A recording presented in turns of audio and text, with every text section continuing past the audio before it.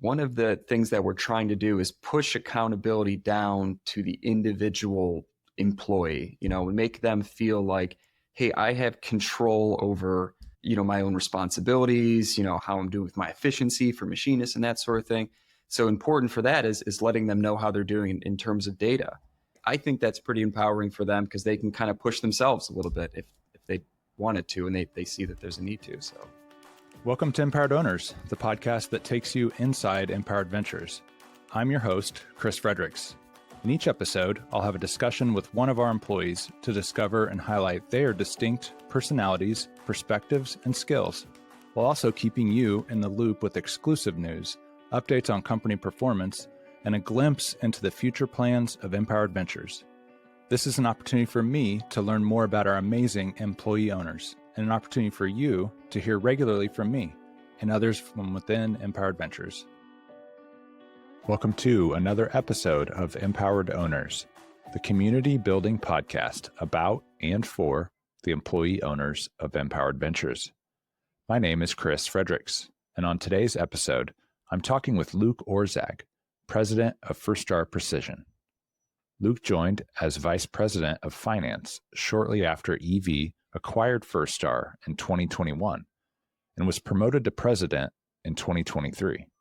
This is Luke's second time on the podcast, and in this episode, he provides an update on what's been going on at Firstar since we last spoke earlier this year. We cover a lot of ground, including Firstar's first acquisition, and how Luke is thinking about evolving their approach to sales and marketing to more consistently grow revenue organically. I always enjoy my conversations with Luke. He's such a positive and energetic leader, and I think that, combined with the incredible team of skilled machinists and talented professionals at Firstar, the sky is really the limit for this company, and I'm so excited for them. With that, let's get to my conversation with Luke. Luke, welcome back to Empowered Owners. Thanks, Chris. Appreciate you coming back on. We were just talking off air that it was about 9 months ago when you're on before, which maybe seems like it was a little longer ago. So a lot's happened since then, but really excited to check in with you and hear kind of what's been going on at Firstar lately.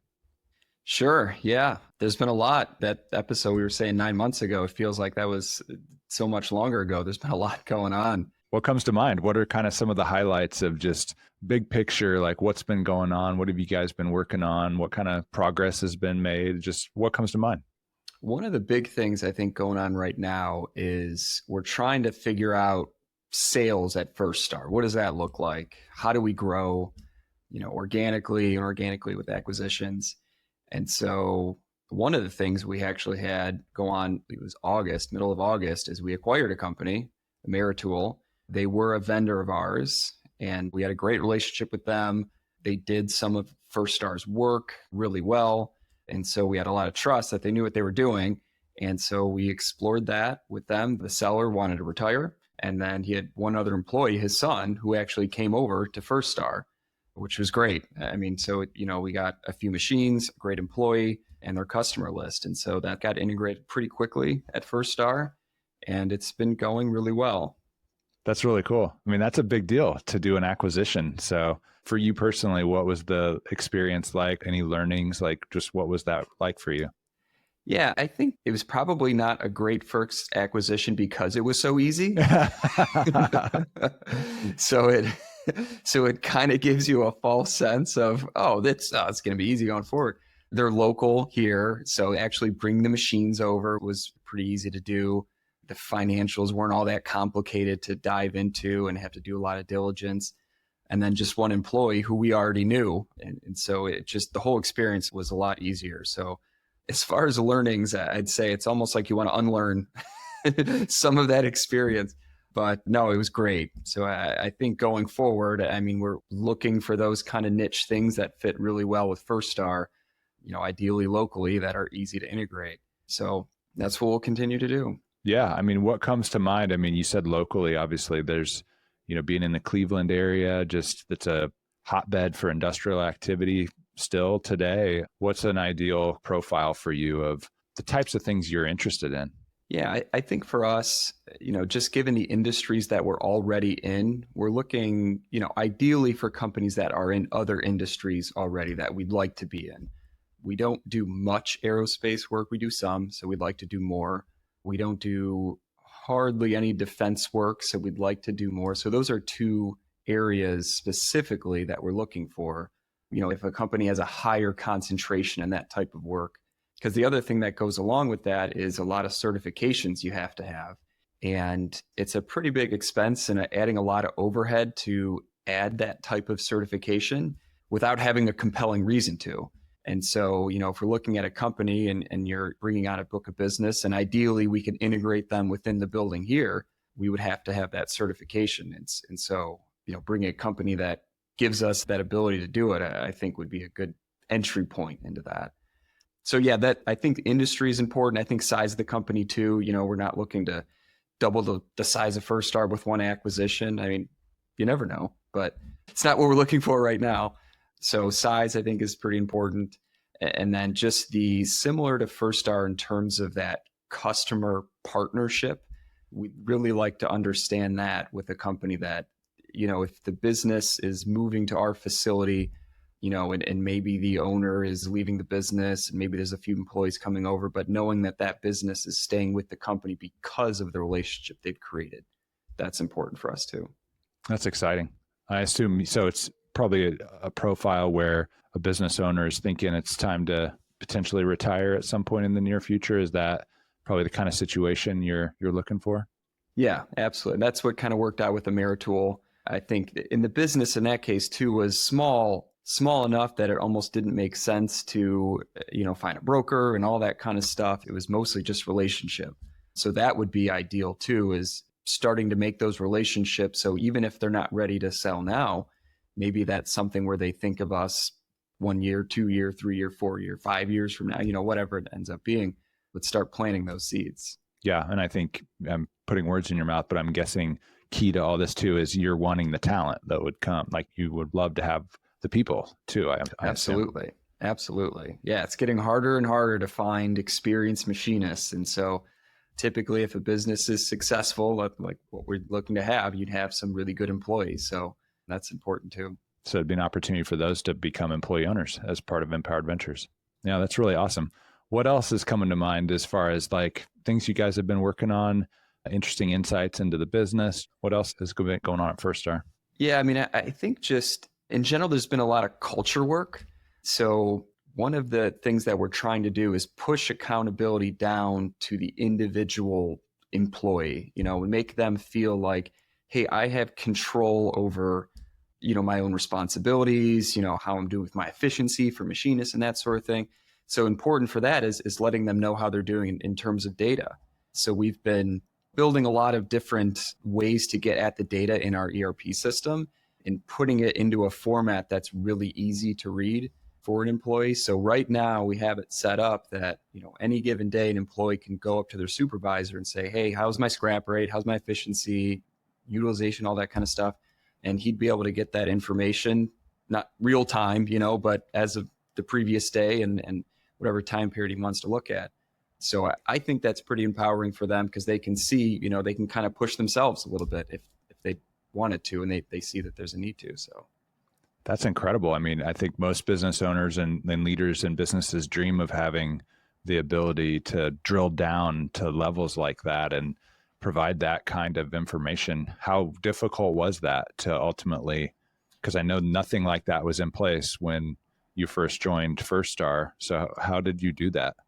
Yeah, no, well, I think first it was more of a learning for the company and the employees to say, hey, this isn't Big Brother where we're, hey, we see your efficiencies down, you better pick it up. That we were really cautious about presenting it in that way. We want to present it more as, hey, here's a tool you can use to improve yourself. And so that was a big part of putting it in place, is just establishing that culture around it, but actually creating the data. So our ERP system, JobBoss, we've only had it for a few years. And so that's been a culture change in itself, to just shifting to that. But building up, a knowledge base with Power BI, using Excel, and then training some of the employees to be able to use those tools that they can integrate those different data sources into a easy to read report. It's been, several iterations to get there, but I think it's going pretty well so far. It seems like, based on our efficiency, it seems like it's working. So any good examples you could share of specific situations where someone's been like, wow, this really was helpful? Not to mention any names specifically, but there's been a few conversations I've had with employees where it was not like shocking to them what their efficiency was or their scrap rate was or anything like that, but just the fact that they had ability to get to see that data. And we've also tied bonuses to this to kind of help with that. But knowing that they have that data, knowing that they have the ability to go in the next day and see how they ran that same operation, if it was a 2-day operation. I've had pretty good feedback so far from a few people. They're going to come in and they're going to, clock in, clock out and do what they've always done. And that's fine. But I think making it more of a game for yourself and being able to see that and pushing yourself, I think is, helped a lot of people improve themselves. Yeah. From what I've gathered, the folks at Firstar take a lot of pride in their work. And I would think to some degree, this would just be interesting way to measure that. Like, wow, look at what I do. Look how efficient I am. I think it's a really cool way to be able to just feel that sense of accomplishment in real numbers. Yeah. And for a good number of employees, it was almost validating to see like, oh yeah, I feel like I've been flying around, with my hair on fire. And yeah, it looks like it. So yeah. Yeah, I would think so. That's awesome. Anything else come to mind in terms of just things you've been working on or highlights from the past, let's say 9 months to a year? Sure. Yeah. So one particular customer that we're working on, it's a defense customer in Portland. So most of our customers are all local here to Cleveland, as many machine shops are, but we've had one customer in Portland that we've had for many years. And so recently we've got in contact with another one who the engineer left our existing customer, went to a new place and sought us out after. And so we've been working with them, again, trying to get more defense type work. This particular company, they do a lot of telecommunication equipment for the US military. And it's really cool stuff. It's not stuff that Firstar has typically done. So it's been challenging. I think the employees have responded to that challenge, and it's, makes it more interesting. And I think the end product, just given the fact that it's going to help America, the military and the servicemen, I think that adds a layer to the pride in your work for it. So we've been working on that customer. Like anything, we don't want to just drown ourselves. And so what's been working out well with them is it's smaller volumes at first, but they want us to do a lot more. So right now it's good, but we could see this big wave coming. So we're trying to prepare ourselves for it. Which would be both exciting and probably a little scary, potentially. That's really awesome. Congrats on that progress. Thanks. Yeah. What about looking forward? What are you thinking about for the future? What's there, exciting, on the horizon for you to work on or think about working on for Firstar? Yeah, I think the biggest thing for me, I think is really exciting is just continuing to dig into this, what does sales look like at Firstar? So as we kind of mentioned, acquisitions being one path, but the harder path, and I think probably the more impactful, is growing an organic sales function. And, Firstar has never done that before. We've tried a couple different paths that haven't been as successful as we were hoping for. So it's just kind of almost not wiping the slate clean, but starting from scratch each time and seeing what's got some potential. That's been pretty exciting for me. I think most machine shops don't typically do great with marketing from what I've gathered and doing some different research. And so I think if we can get really good at that, it kind of gives us a competitive advantage over others. Yeah. And you having more of a finance accounting type background, how has it been for you just to kind of dive in on that customer side? Different, definitely different. Yeah. Finance is very structured. There's, debits and credits, everything balances. It's a right answer. There's always a right answer. But yeah, it is very different in the sales world. It's more squishy, I guess is maybe a word for it. You don't have that like, okay, I'm going to do this and then this is going to be the result, or this is the deadline that I need to hit. That doesn't exist. So it's a continuous effort. And a lot of times you don't necessarily see the fruits of that labor.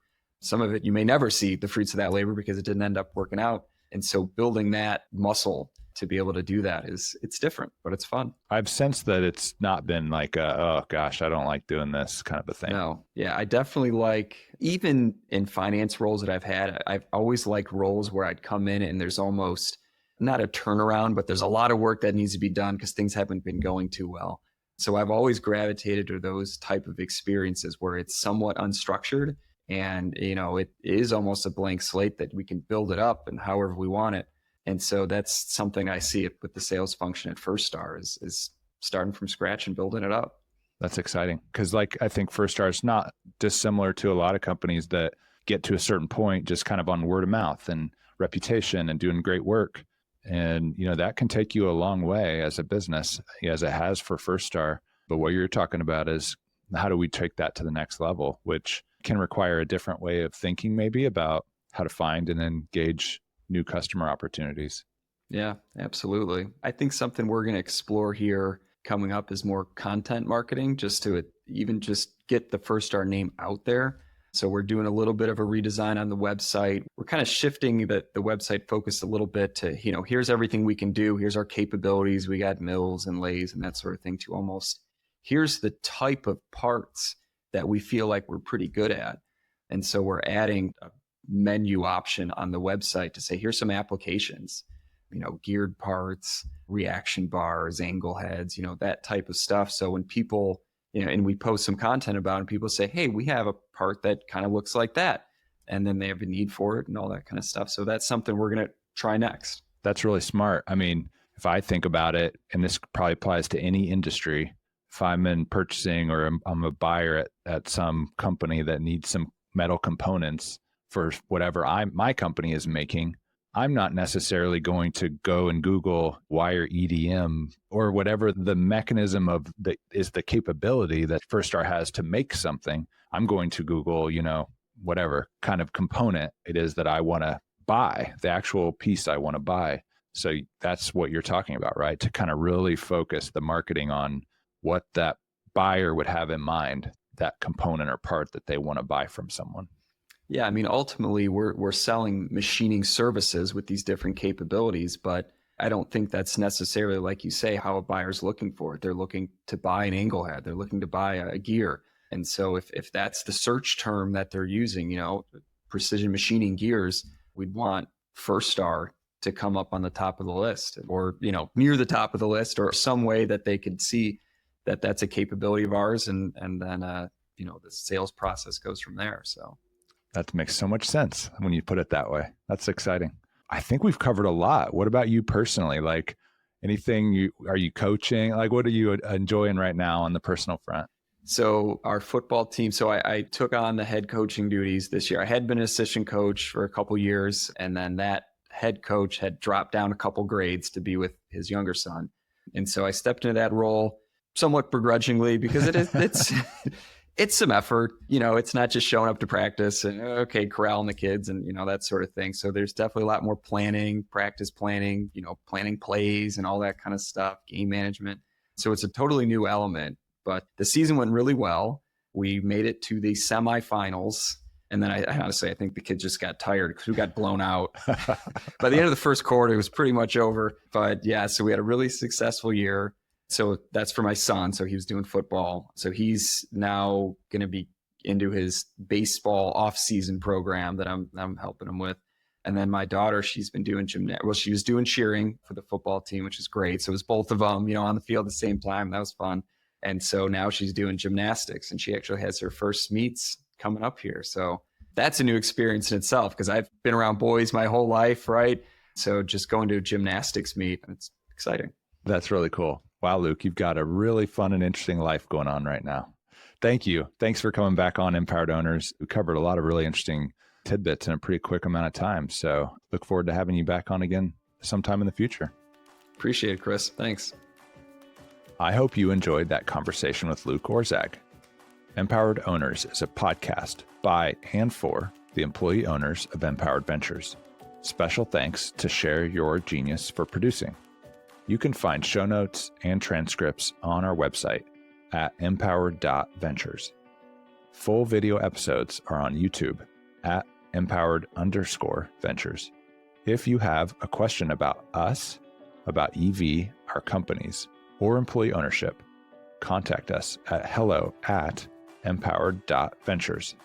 You can also text or leave a voicemail at 317-643-2383. Thanks for tuning in.